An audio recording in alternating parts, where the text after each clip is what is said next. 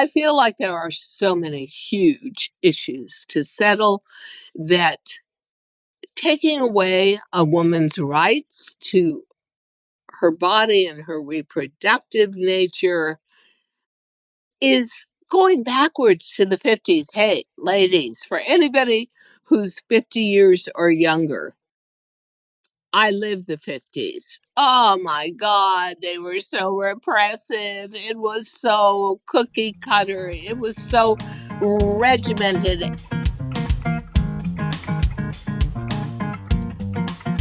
Well, hello, everybody. This is Diane Gilman, formerly known as the Queen of Jeans, but now the proud host of my podcast, Too Young to Be Old.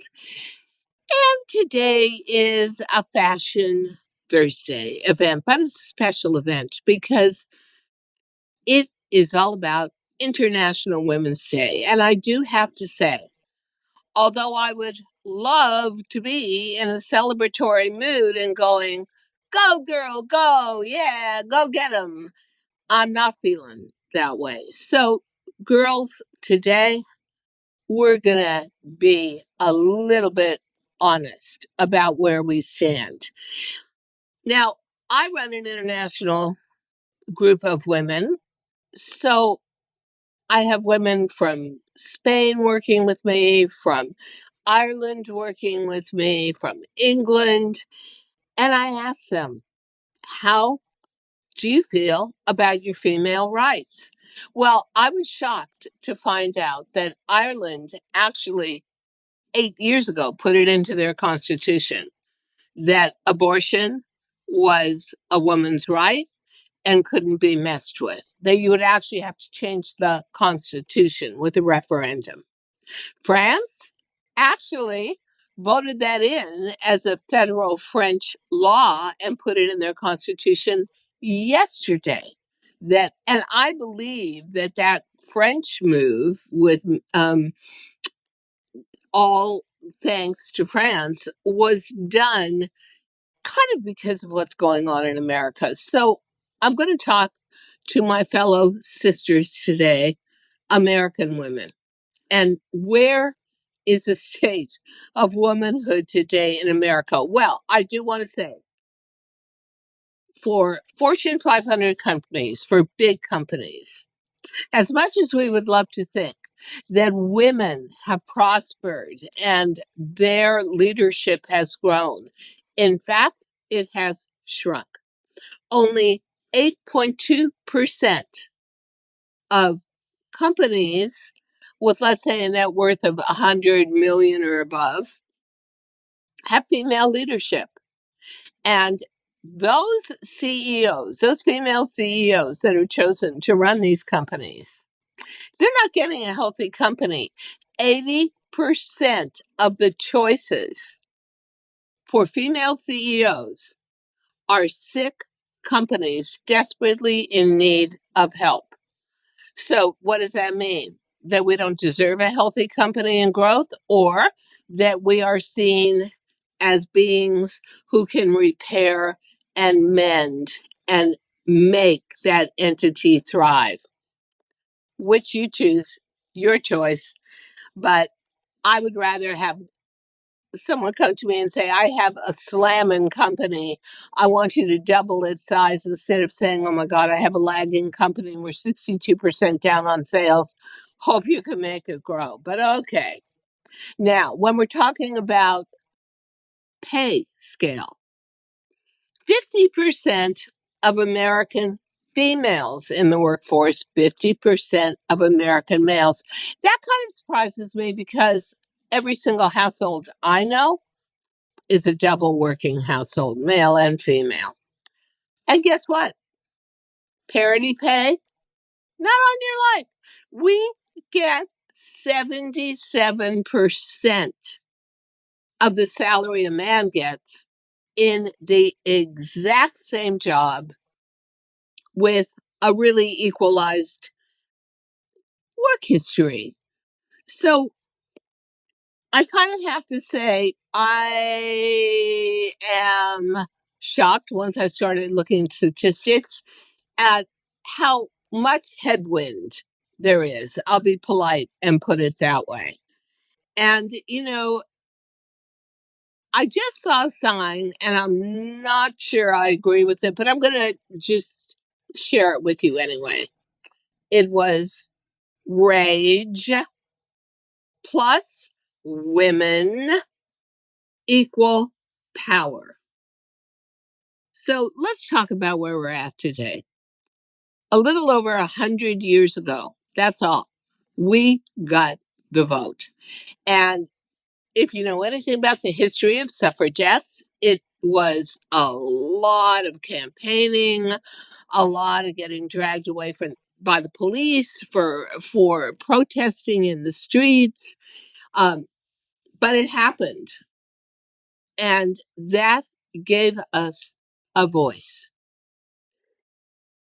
53 years ago, we actually won with Roe versus Wade the right to manage our own bodies. I don't really want to get into politics. I don't want to get into what abortion means to me or what IVF means to me, but I will tell you this. I believe that women on every level, from resilience and strength and courage, we are equal to men. Now, what do you think would happen, just talking about it, if all of us got together and said, Viagra, not on your life. We're taking it off the market. And here's what we want. Everyone is going to have to go through a huge thing to get a vasectomy, and we're going to dole them out where we feel fit, and men will go crazy. They don't want to have their bodies controlled. Do you? I will tell you something. Roe versus Wade, having that taken away from us, I thought was about as rude and upsetting as it could get. Let me ask you something. Did you give somebody a great Christmas present 10 years ago? And now you're going to come knocking on their door and say, you know that great present I gave you? Oh, yeah, I see it. It's on your mantle, that vase. Yeah, I'm here to take it back again. I decided I want it. Would you be happy with that? Would you say, yeah, fair enough. Good idea. Here, take it. You would think, what a jerk. Well, you know what? A bunch of older white guys all decided that we shouldn't have control over our bodies. And I have to say, I'm not in agreement. I'm a grown person. I'm 78 years old. And you're saying, but Diane, you don't have, why care about reproductive rights? You're way past that age. I will never be past the age of being a woman and being a female and caring about my sisterhood and caring about the generations coming below me. When you tell me that not only do I have no rights over my reproductive self, but if something happens and it's unviable to have that baby, I have that choice. I have to live with it, but I have that choice. But now with IVF, if I want to have a baby, I actually don't have a choice. Huh? If I don't want it, I don't have a choice. And if I do want it, I don't have a choice, which equals I don't have a choice. I don't like that. What if you had to eat the exact same food every day of your life? Because someone said, I don't think you should have a choice. Would you be happy?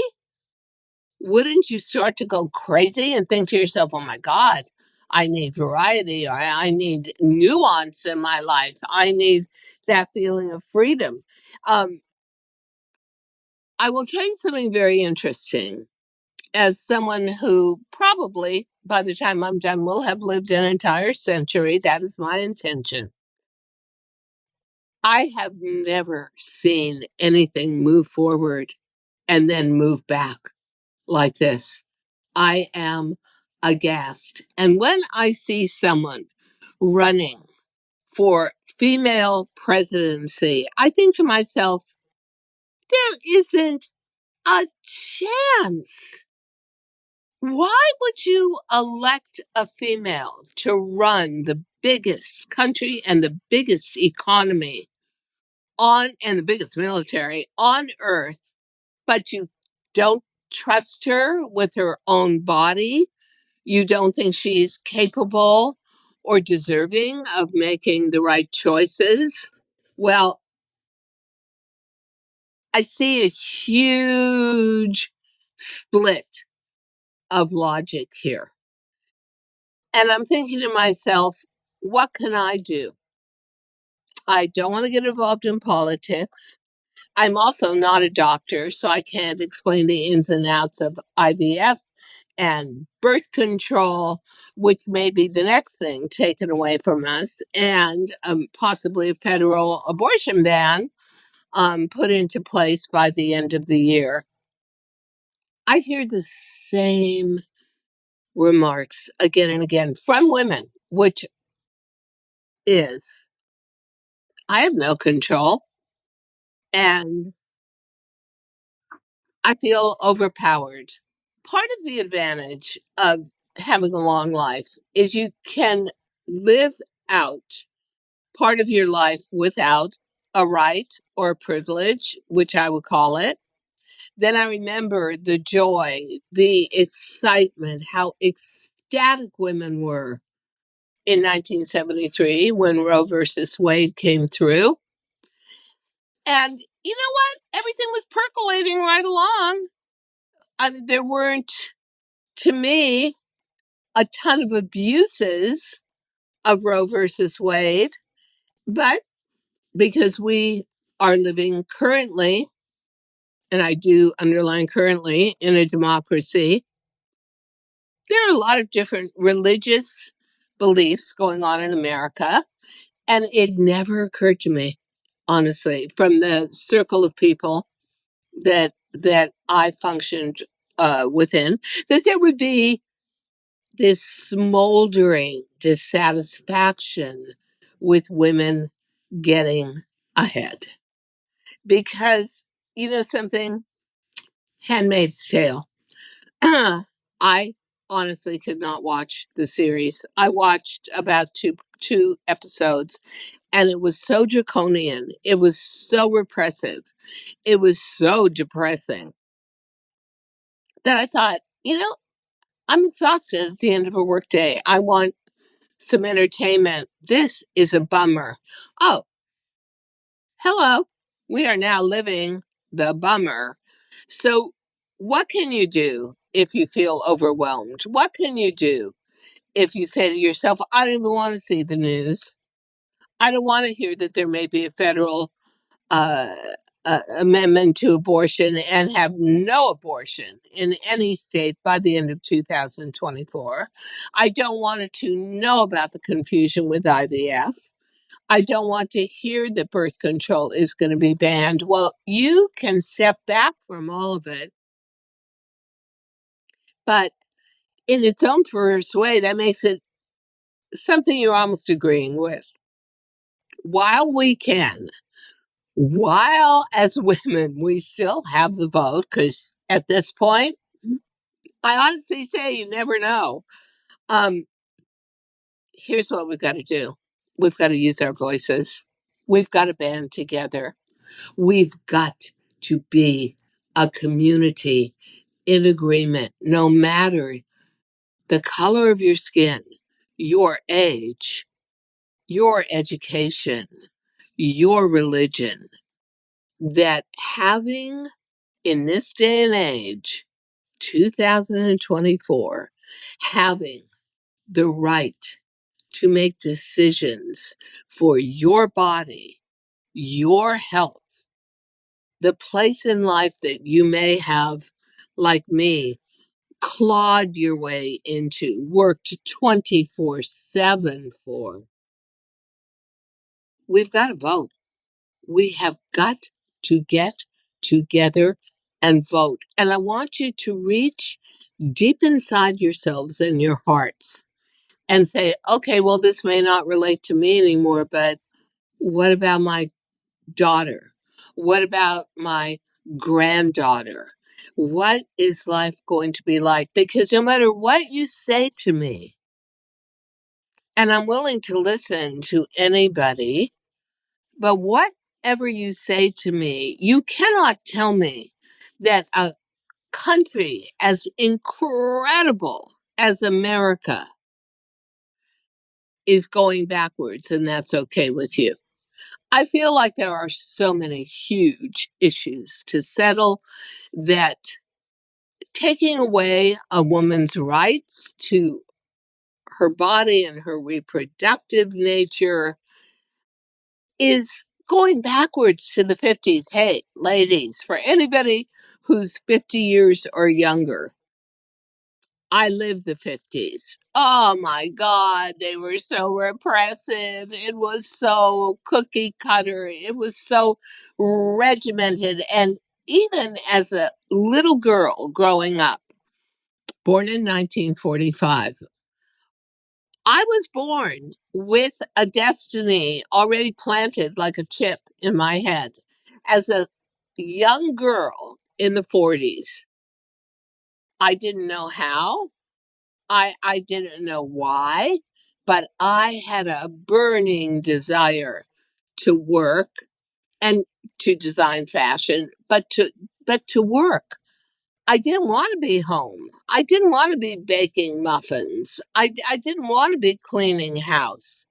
I didn't want to be doing any of those things that they told us were exactly what you were going to do. So when I talk about rights for our female bodies, I talk about having the luxury and the freedom of not having a prescribed life. Now, my parents were immigrants from Ukraine and Russia. I mean, honestly, living in the United States, getting over here and establishing yourself was a holy grail. And to have a female child like me was definitely their worst nightmare. What do you mean you want to work? What do you mean you want to be in fashion? No, no, no. Women don't work.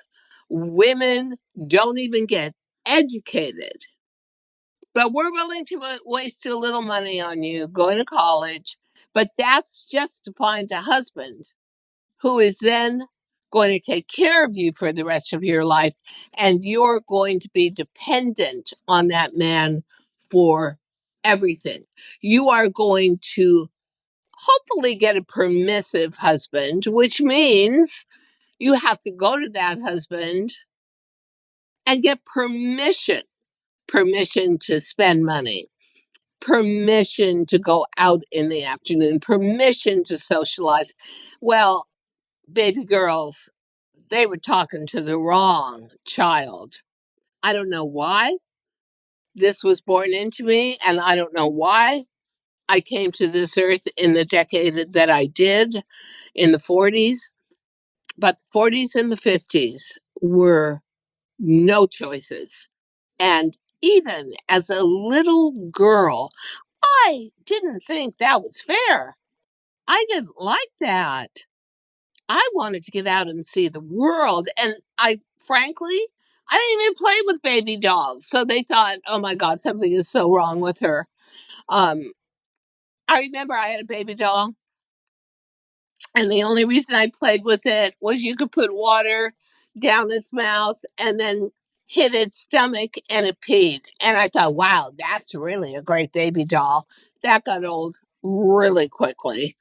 Um, so I guess I've always been, by nature, by destiny, a woman who wanted some form of control to get where she needed to go.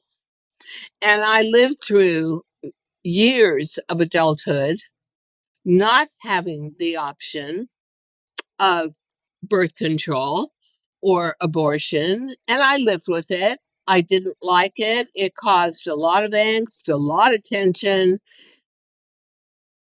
but I never was going to abuse it if I got it. I also thought to myself, I'm really an anomaly. I'm a woman who wants a huge career, but not necessarily do I have that same burning desire for a family. So, on that part of it, I admit I'm different.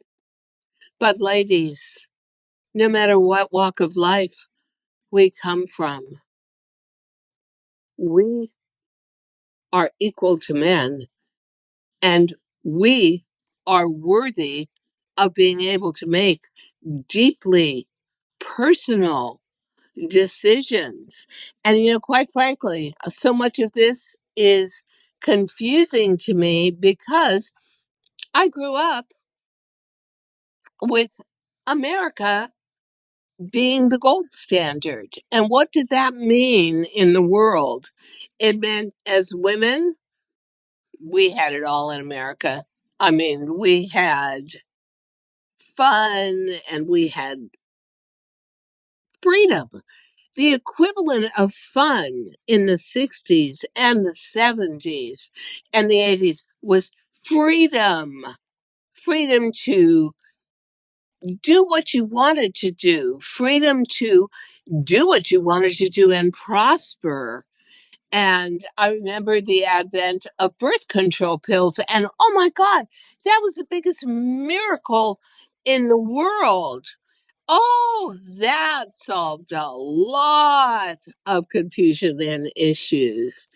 To see and hear the dialogue today, that's all being taken away from us. Well, you may say, oh God, Diane, you are really, literally Debbie Downer today. But no, I'm not, because I'm saying there's a way out where you may not have a choice with your body. Today, you do have a choice to vote, because trust me, every single issue that revolves around what was just taken away from us is going to be on a ballot in November and beyond.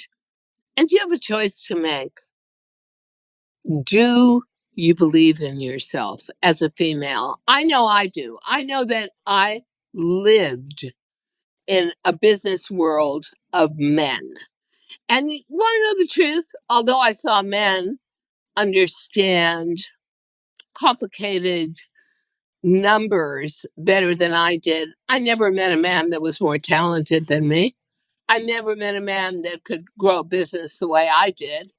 And I was right up there, boy. You want to talk about work ethic? 24/7. That was me. I never said no. Doing an extra TV show, flying to one of the international countries in Europe or Australia or Canada to do extra shows. I was always, yep, I can do it. So I always, in a way, competed on a level with men. And I think many of you experience that every day of your lives. If you live in a corporate environment as a female, of course you're around men, but you see that men probably will get promoted a lot easier than you will. They're making more money than you are, and they're running companies in an overwhelming amount more than females do. Stand up and deliver for yourselves, ladies. It is a choice. You can choose not to vote and go on being angry. And I do agree with that sign I saw, women plus rage equal power. But you know what? I don't want to be so enraged. I want to be happy. I've always loved being a female, to tell you the truth. I was a female born into a female body. I loved everything and still do in my life that's girly. Obviously, I love fashion. I'm the queen of jeans, okay? So fashion, my career, the love of my life for 50 years. But I also love contributing. I also love the respect you get from doing a job well done. And I say to you today that it is with a tremendous amount of shock and sadness. Yeah, I'm going to admit it, that my friends who live in Europe, France, UK, Spain, Ireland, all say the same thing. Yeah, we have reproductive rights, and they're baked into our Constitution.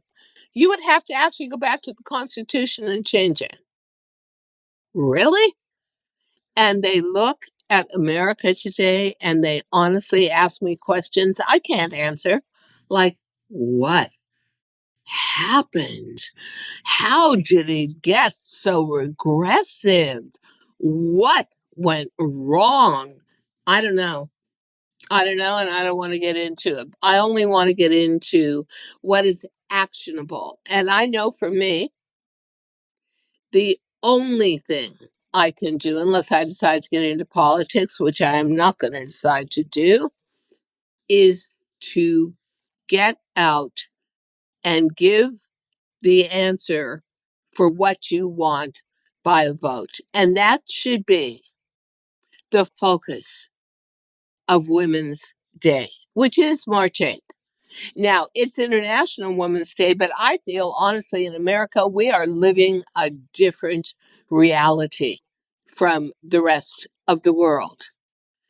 And I want to be proud of my country. I want to be proud of my gender. I want to say we deserve it. And we've come a long way, baby. But we're being pushed back right now. And unless we push counter to that, we are going to keep being pushed further and further back and more into that whole nightmare of Handmaid's Tale. So that is what International Women's Day means to me. If you had asked me 5 years ago, I would have never believed we would have had our rights taken away. I would have said, yeah, we're making progress and it's really great and da, da, da, da, and rah, rah, rah, and I'm a cheerleader for women. I am all those things. I am a cheerleader for women. Believe me, with all the disadvantages I had in my life to getting ahead, as a woman with resilience of a man and the courage of a man, and always feeling I was equal to men, I always felt like I was my own cheerleader, like I could do it. And now that I see this tsunami of restrictions coming towards me in a really menacing way, my attitude is I've only got one tool in my toolkit, a vote. So I would say celebrate yourself for International Women's Day, but know that if you are American living in the United States, you are living a very unique portion of our history and our destiny as a nation. And do remember, you are 50% of the workforce. And if you are still in your reproductive years, you, I am sure, emotionally know how much all of this means to you. If you are past that point, like me, you want to leave a legacy for women who are coming up behind you. And there's no better legacy than freedom. I had to really break loose.